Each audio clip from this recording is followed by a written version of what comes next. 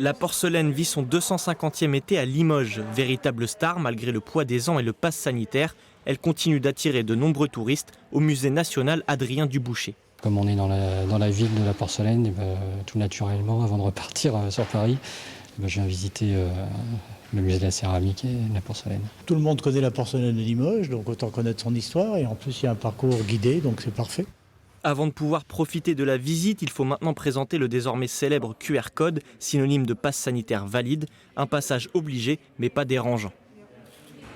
Ça se passe très bien, il n'y a pas de souci à ce niveau-là.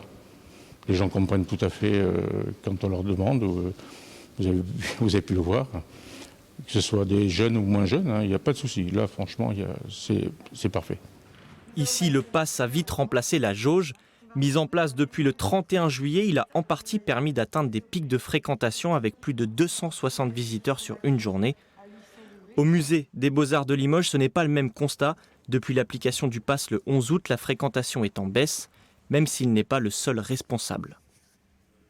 Généralement, après le 15 août, les chiffres ont tendance à baisser, mais là, du coup, ça s'est amorcé dès la mise en place du pass sanitaire, avec une cinquantaine de visiteurs par jour en moyenne en moins, ce qui fait quand même presque un quart de visiteurs en moins depuis la mise en place du pass sanitaire. Donc il y a peut-être une partie des visiteurs, soit des familles où tout le monde n'a pas le pass, soit des visiteurs qui ne l'ont pas, qui ne viennent plus. Malgré tout, l'été 2021 est à classer dans les bons crus. Le musée a accueilli plus de 2000 visites pour les 2 premières semaines d'août.